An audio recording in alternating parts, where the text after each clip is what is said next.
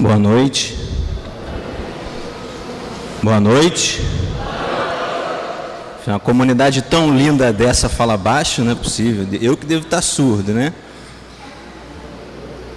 Que alegria estar aqui nessa noite. Meu nome é Júnior. Na verdade, meu último nome é Júnior, né?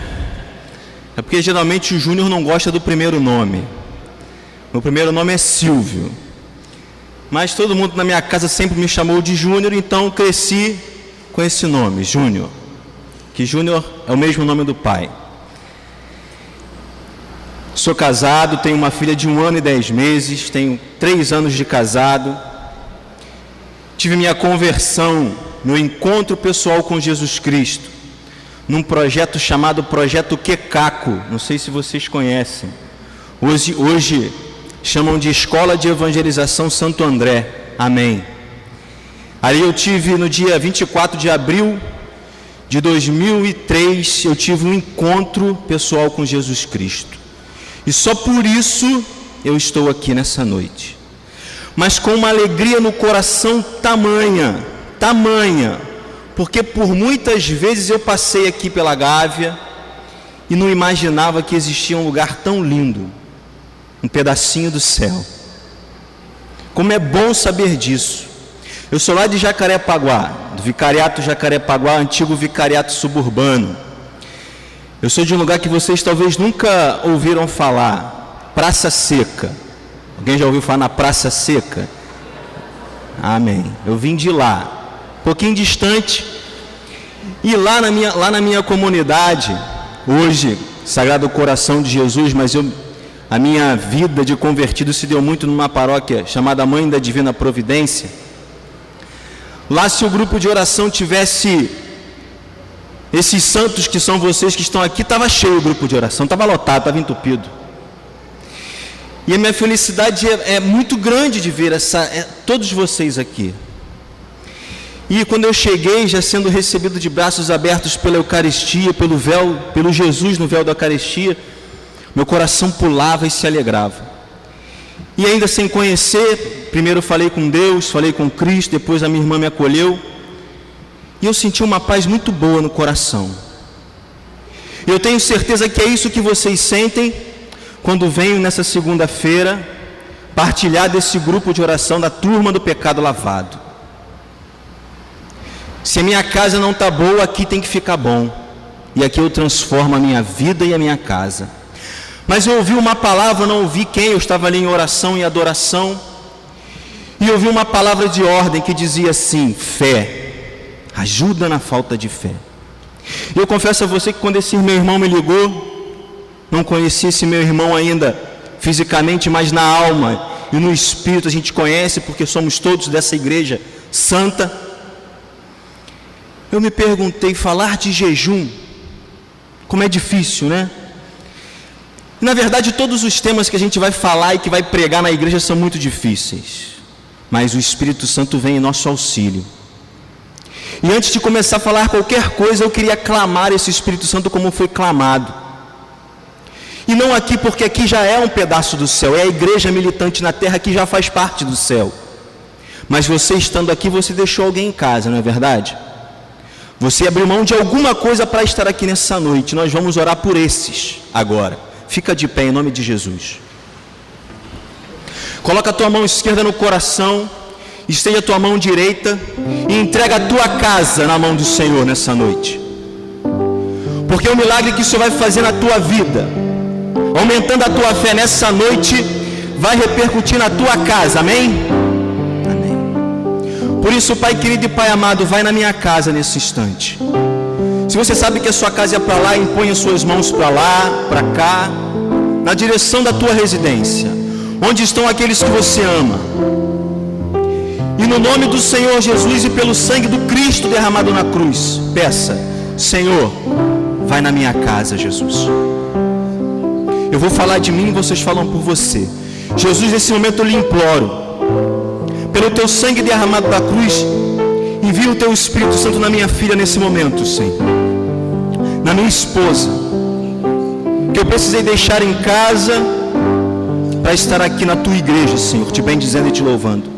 Eu quero te confiar, Senhor, os meus nessa noite, e ter a certeza que todo o mover do Espírito Santo que vai agir em mim já está transbordando na minha casa com o derramamento da bênção do Senhor.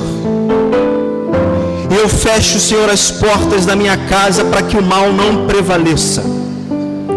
Toma, Senhor, os quartos, a sala, a cozinha, cada cômodo da minha casa, e lava com o sangue do Cordeiro imolado, porque lá o anjo negro não passa, porque lá é uma casa onde habita um filho teu, Senhor, batizado na tua igreja.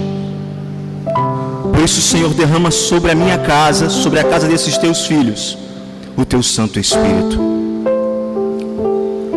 Agora com a tua mão direita, além da mão esquerda no coração, e a mão direita como um ato de promessa, reze a oração que quebra todas as cadeias. A cruz sagrada seja a minha luz, não seja o dragão meu guia. Retira-te, Satanás, nunca me aconselhes coisas vãs. É mal o que tu me ofereces, bebe tu mesmo o teu veneno.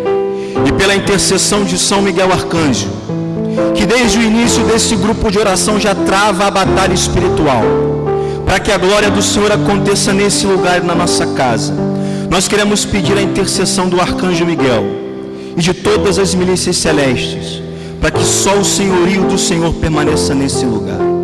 São Miguel Arcanjo, defendei-nos no combate, sede nosso auxílio contra as maldades e ciladas do demônio.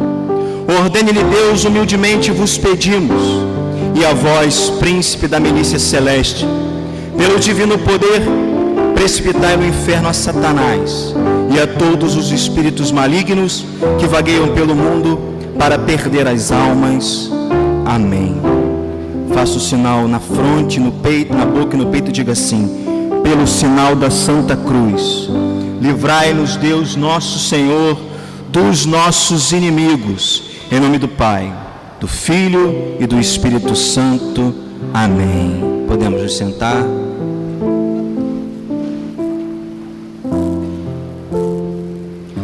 Amados, como eu dizia, no início a palavra que me veio foi a fé. A fé. Numa de suas cartas, São Paulo menciona e diz que a fé é o fundamento da esperança, certeza a respeito daquilo que não se vê. Queria ser ousado e fazer uma pergunta para vocês. Quem aqui já experimentou um milagre na sua vida? Levanta a mão. Glória a Deus. Quem está esperando um milagre? Levanta a mão. Glória a Deus. Queridos, quem experimentou um milagre, você tem como provar esse milagre para mim agora? Você tem como materializar a prova desse milagre para mim? Amém. A gente percebe que já são poucas mãos que se levantam. Alguém se recorda de alguma passagem da Bíblia onde Deus realiza uma cura? E Ele diz assim para a pessoa em que Ele curou: vá e não conte para... Por que Jesus fez isso? Cego, Bartimeu, muitos outros. Existe uma passagem na Bíblia que fala de um homem também que era coxo, que tinha suas pernas, que não andava direito. Jesus também o curou. E o nosso saudoso Padre Léo, quem é antigo na renovação, novo também, lembra dele? Dizia que Jesus tinha um senso de humor muito apurado. E Jesus disse assim para esse coxo: eu te curei, tu está andando, mas vai e não conta para ninguém. Seria possível isso?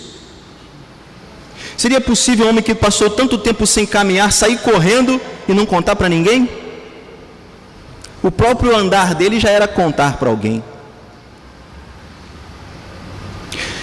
Existe uma passagem que também fala de uma mulher, uma passagem muito conhecida, que fala de uma mulher que sofria há 12 anos de hemorragia. Vocês conhecem?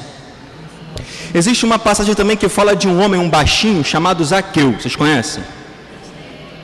Esses dois personagens da Bíblia, tiveram um encontro com Deus porque ouviram falar de Jesus. Assim diz o Evangelho. A hemorroísta, que sofria 12 anos de hemorragia, ouviu falar de Jesus e pensou: se eu ao menos tocar na orla do seu manto, eu serei curada. Zaqueu ouviu falar de um Deus, de um Cristo, do Messias, e foi ao encontro, vê-lo passar, subiu num sicômoro, porque era de baixa estatura, para ver Jesus. Subiu na árvore para ver Jesus. Quando eu pergunto a você se na sua vida você já passou por um milagre, Deus não está preocupado se você tem condições de provar o milagre para alguém. Deus está preocupado se você tem certeza que foi Ele quem realizou o milagre na tua vida. Deus não vai te dar provas, às vezes elas vêm, porque se uma pessoa é curada de um câncer, onde os médicos já haviam desenganado, a prova é material. Mas essa não era a preocupação de Deus quando te deu o milagre. Jesus Cristo não queria que você desse prova do milagre que Ele fez na tua vida, porque Jesus fez algo na tua vida em particular. Não foi pessoal o milagre? Mudou mais a tua vida do que a vida do teu irmão que estava do teu lado. Mas a partir do momento que você tem certeza que Deus fez um milagre na tua vida, você cala a tua boca e não conta para ninguém? O que você faz? Você vai contar, não vai? Isso não é fofoca, não. Isso é bênção. Isso é testemunho. Isso não é fofoca. Mas por que os milagres não continuam acontecendo na minha vida? Porque já aconteceu sim numa época na minha vida um milagre muito forte. Meu pai foi curado de um aneurisma, onde ele estava já prestes a morrer. Meu pai era fumante. E o médico disse para ele: se você não parar de fumar, você vai morrer. Meu pai parou de fumar? Não.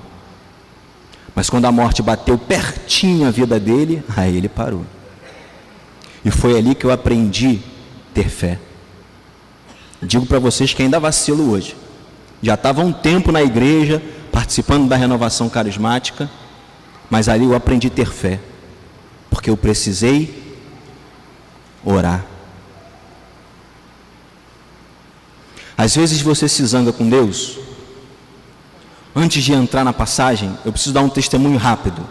Meu irmão, me avisa quando estiver faltando os 10 minutos, por favor. Esses dias minha filha pegou uma gripe. Eu era asmático desde pequeno.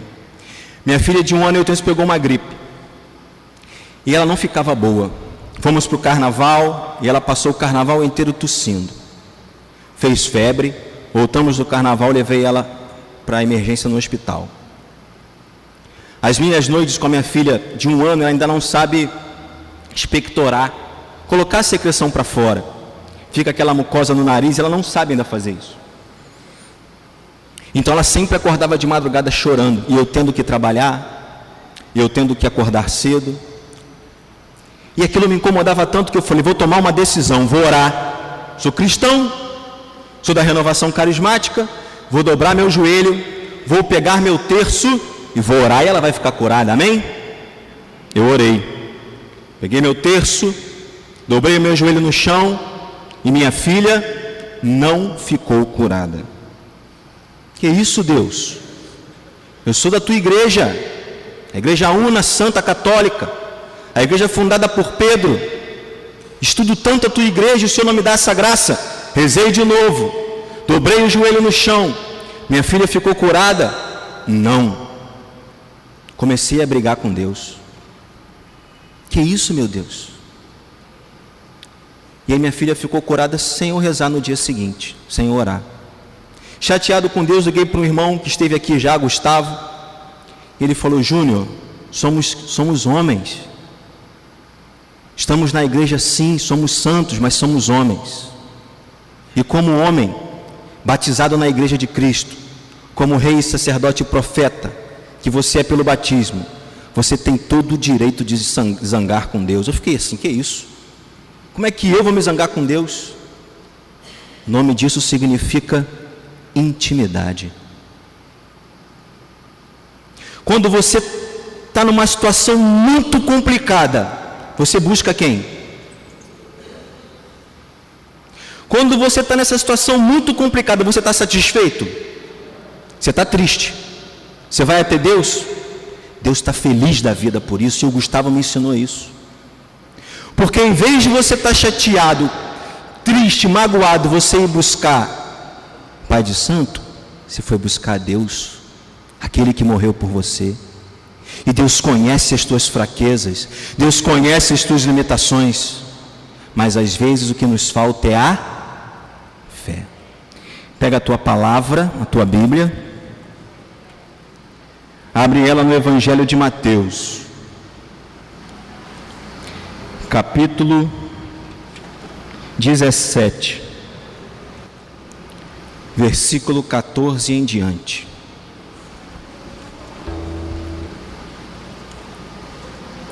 Quando a gente não tem fé, a gente pede ajuda a quem? Ao Espírito. Vem Espírito em socorro da minha fé. Todo mundo aqui reza o terço? Reza, sério. Todo mundo aqui reza o terço, né? Quando a gente reza o terço, tem essas primeiras 3 contas aqui, não é verdade? A gente reza uma Ave Maria em honra ao Deus Pai, que nos criou. A segunda em honra ao Deus Filho, que nos remiu.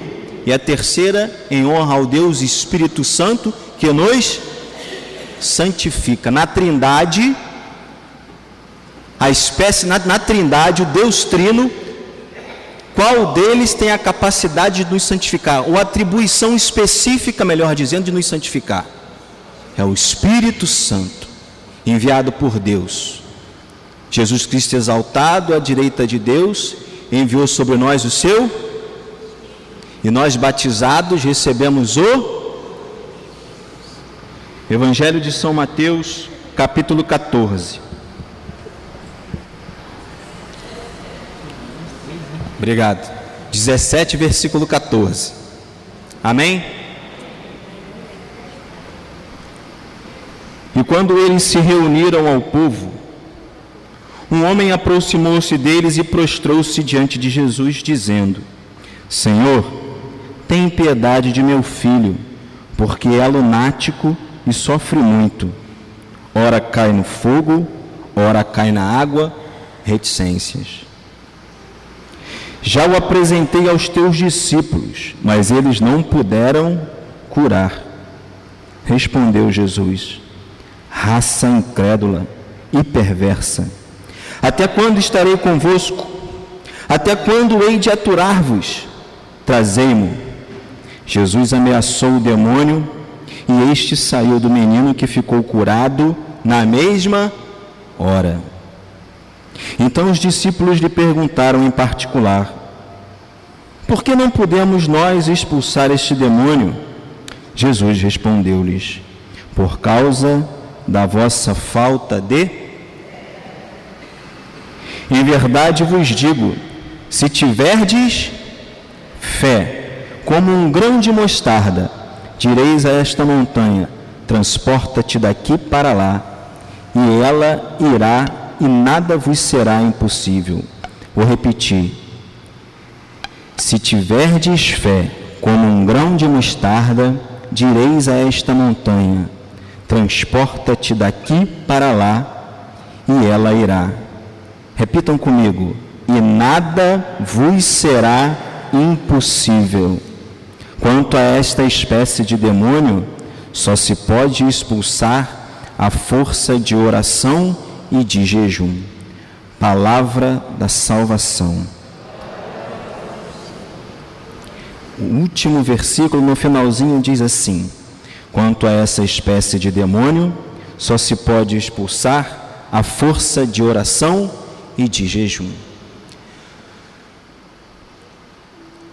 Nós vivemos o tempo da Quaresma, onde por conta da festa do Carnaval, a gente se compromete a um período de 40 dias de jejum e de oração, de abstinência,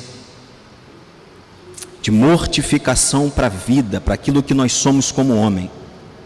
E buscamos a fé, a intimidade com Deus. Tudo isso para que a gente possa viver dentro da liturgia da igreja a festa da ressurreição.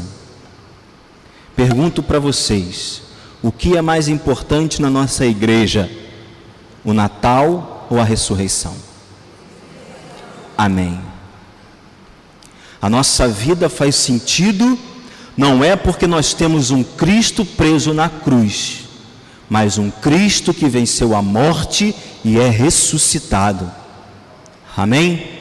A nossa fé é professada num Cristo que empurrou a pedra, venceu a morte e Ele é vivo. Amém? Os discípulos de Jesus viviam com Ele, mas não foram capazes naquele momento curar esse garoto, essa criança. Jesus disse que essa espécie de demônio, só com muita oração e jejum. Vocês estão jejuando na quaresma? No ano passado, para aqueles que disseram que estão, vocês jejuaram na quaresma? Não. O jejum que vocês fazem ou fizeram, mudou alguma coisa na sua vida?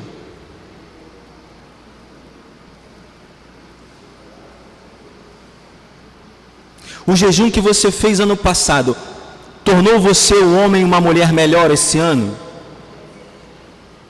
De fato? Ou eu acho?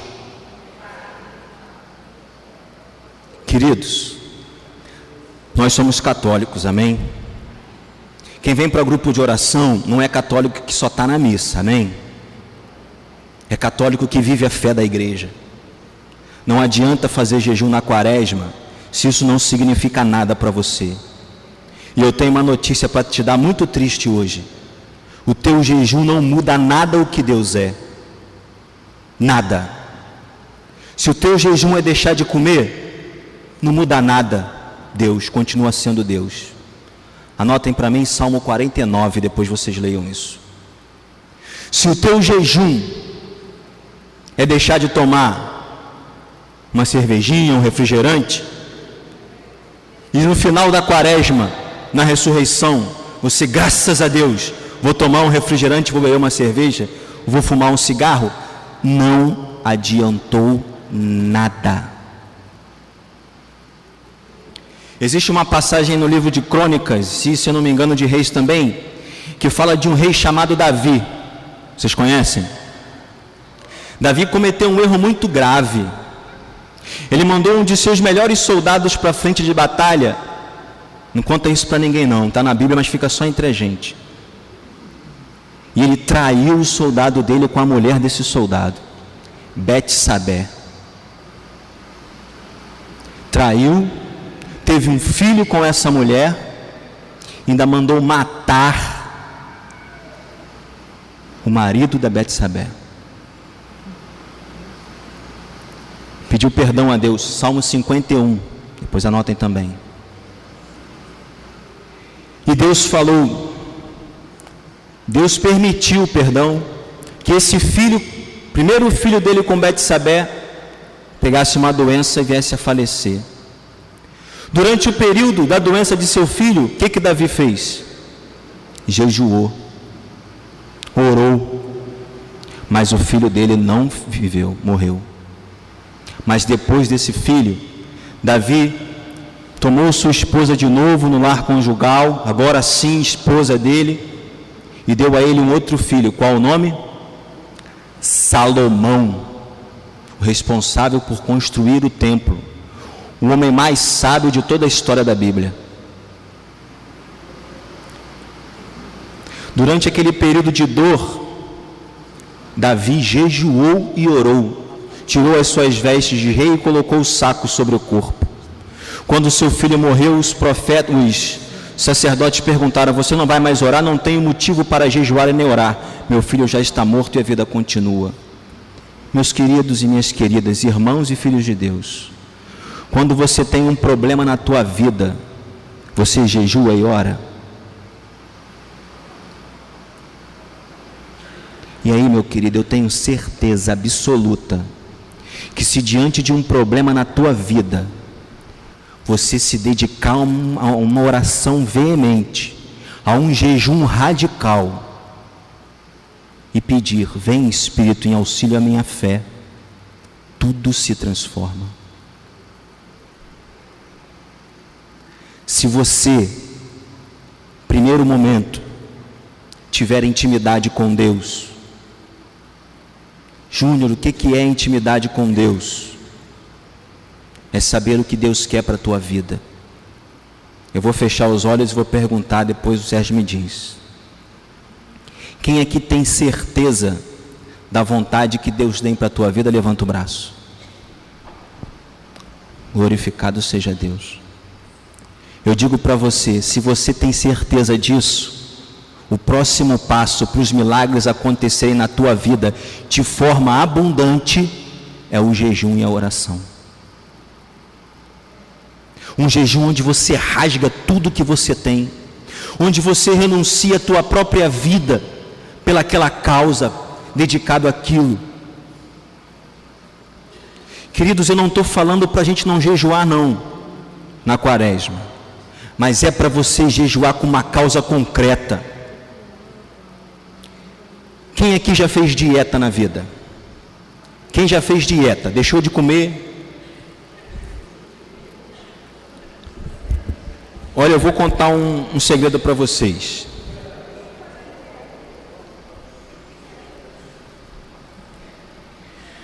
Eu tenho 35 anos e até os meus 27 anos eu estava no exército.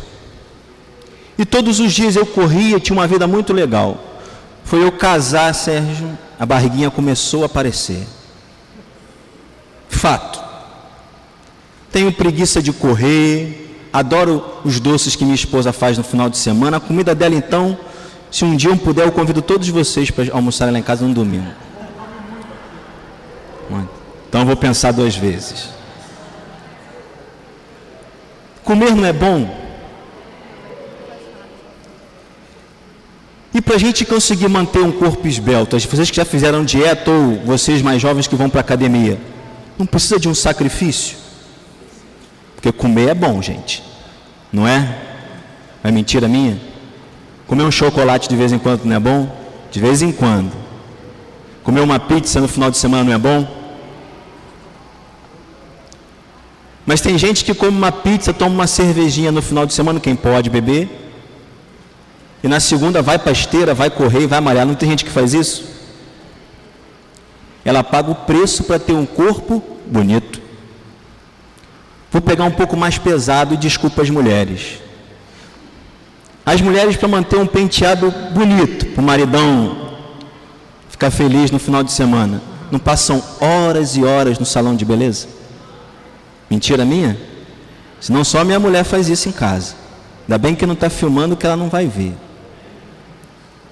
Mulheres, para ficarem belas para os seus esposos, ficam horas e horas no salão, fazendo unha, e aí da gente se não comentar que está bonito.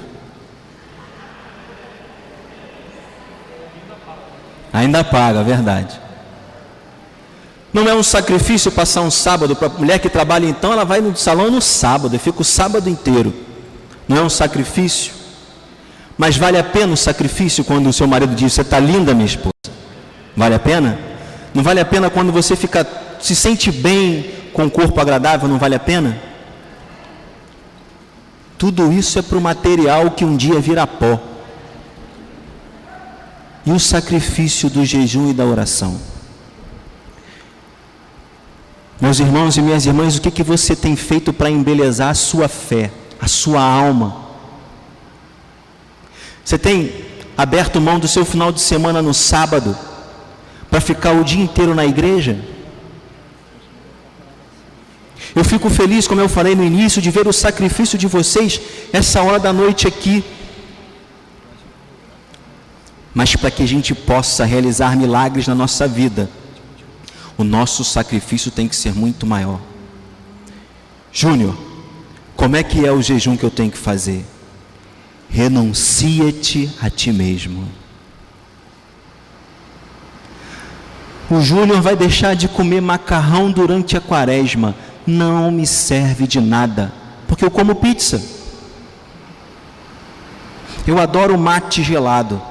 Eu vou deixar de tomar refrigerante na quaresma, mas eu tomo mate. Eu estou me enganando, porque a Deus nem pensar em enganar.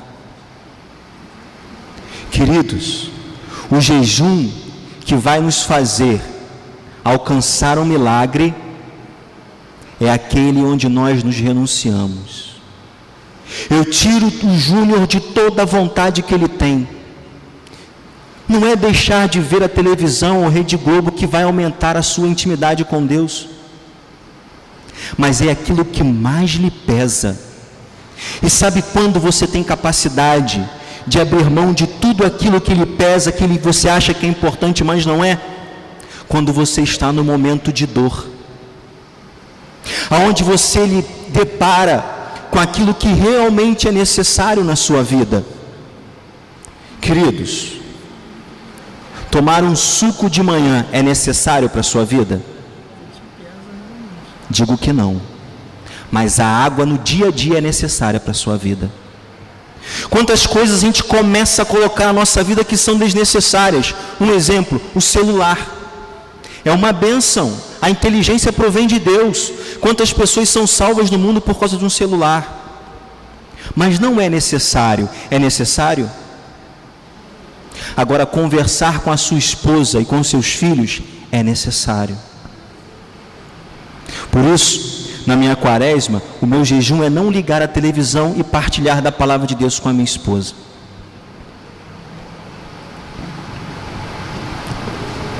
Quando a gente está na dor, quando meu pai estava na beira da morte, eu não estava preocupado com televisão, com celular, com rádio, com nada disso, porque existe algo que era muito mais importante para mim. E eu consegui jejuar, eu consegui orar, mas orar na dor, continuamos orando, é fácil. Agora, o jejum num tempo de paz é que é mais difícil.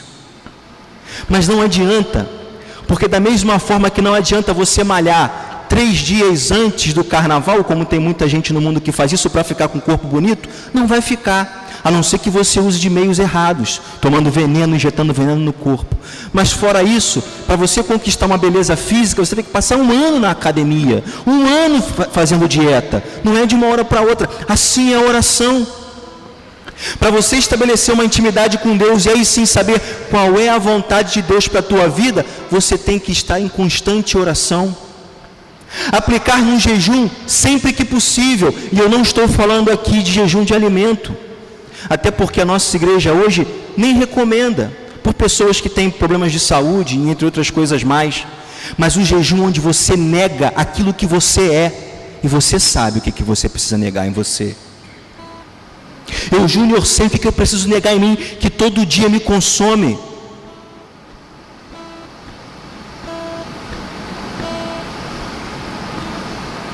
O livro de Mateus capítulo 6, podem anotar também, diz assim: quando fores orar, fecha a tua porta, entra no teu quarto e reza ao teu Pai que está no oculto. A palavra que ficou para mim nesse dia de hoje foi fé.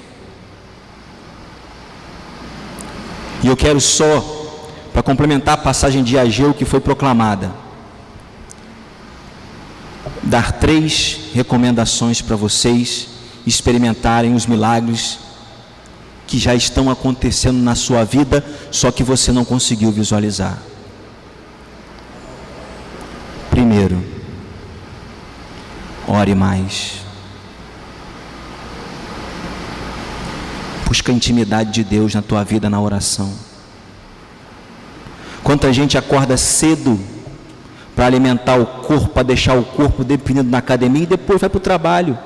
Nós católicos temos que acordar meia hora mais cedo e vir para a igreja adorar o Senhor na Eucaristia, meia hora por dia. Se não é possível isso, faça pelo menos na quaresma. Estou lhe dando dica de um jejum. Ore mais.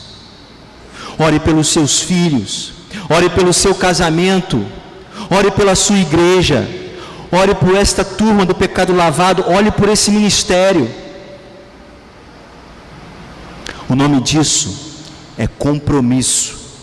E quando eu estava ali de joelhos orando, era uma palavra que Deus colocava no meu coração, Sérgio, me perdoa dizer, compromisso.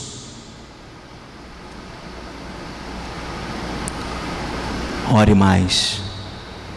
Ore pelas tuas coisas.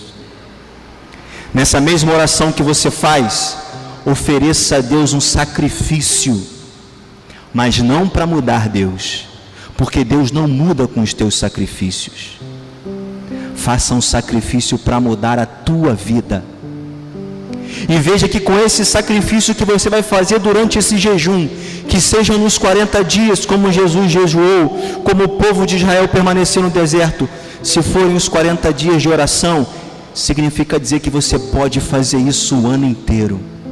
Querido, eu quero te dizer nessa tarde, não sei para quem, mas se o teu jejum é largar o cigarro, e se você conseguir vencer esse cigarro nos 40 dias, é porque você pode largar para sempre.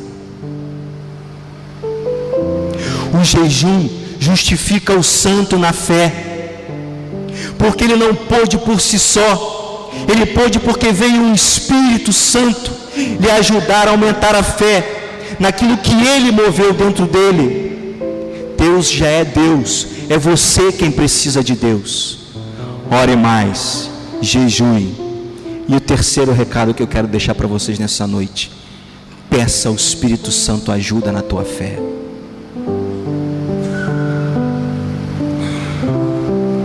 Que a gente não ouça de Jesus ele dizer essa passagem para a gente: homens de pouca fé, mulheres de pouca fé. Quando eu disse no início que eu orei para minha filha ficar curada, eu estava negociando com Deus. Deus jamais ia atender as minhas preces, porque era uma situação que, por mais que me cansasse, não estava me levando no extremo da dor.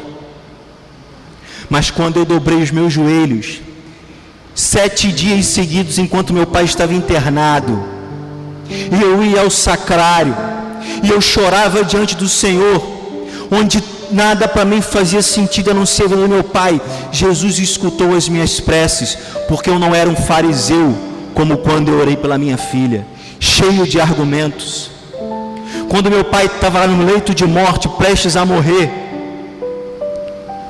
a minha oração foi uma oração de socorro, Senhor. Eu não tenho mais aonde ir, eu não tenho mais a quem procurar. Só Tu pode realizar esse milagre. E eu jejuava e eu orava. E o meu pai com um rompimento na artéria aorta. Chama-se a doença aneurisma dissecante.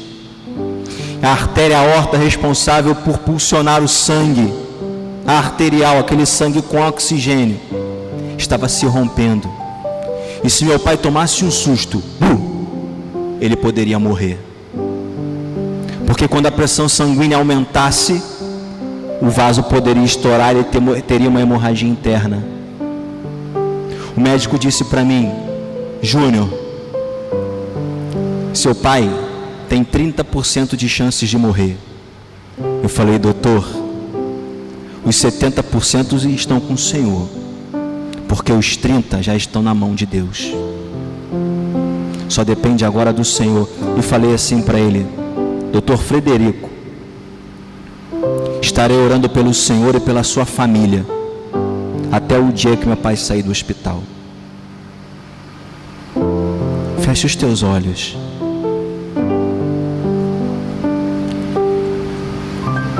Como foi profetizado nessa noite, muitos de nós viemos até aqui, nesse dia especial, pedir uma resposta do Senhor. E como de muitas profecias de profetas que existem nesse lugar, foi dito que o céu já está aqui.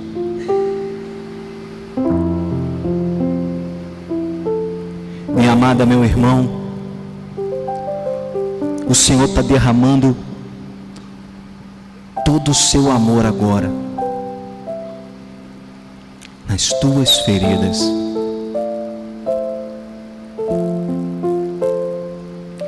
Só que Ele não está te chamando de incrédulo, não. O Jesus nessa noite te trouxe aqui para vivificar a tua fé que estava perdida. O Jesus está querendo marcar um encontro contigo. Um encontro onde você se entregue a uma oração absoluta de entrega total na tua vida. E Ele fala assim para você: dá-me apenas essa chance de te mostrar que eu sou o teu Deus.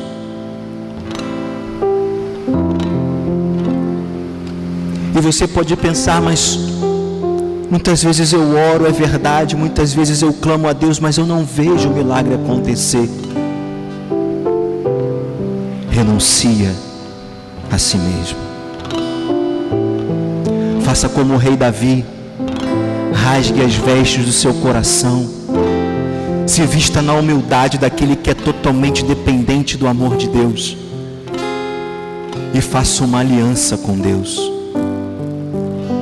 Porque nós católicos não fazemos pactos com o nosso Deus, não. Nosso Deus é um Deus de aliança. E meu querido, que pelo tema proposto nessa noite, nesse período de quaresma, que seja apenas essa semana, mas entregue o seu jejum nessa semana para o Senhor. Assume esse compromisso com Deus. E isso que está te afligindo, o motivo de você estar aqui mais ainda nessa noite,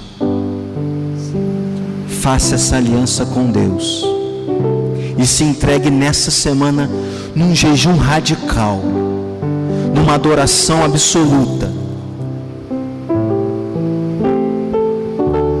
e espera, porque o Espírito Santo já está vindo em auxílio à tua fé.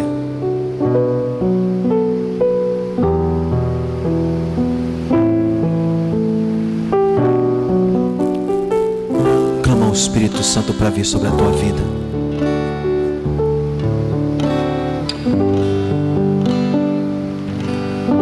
Agora eu te convido a ir ficando de pé, ainda com seus olhos fechados.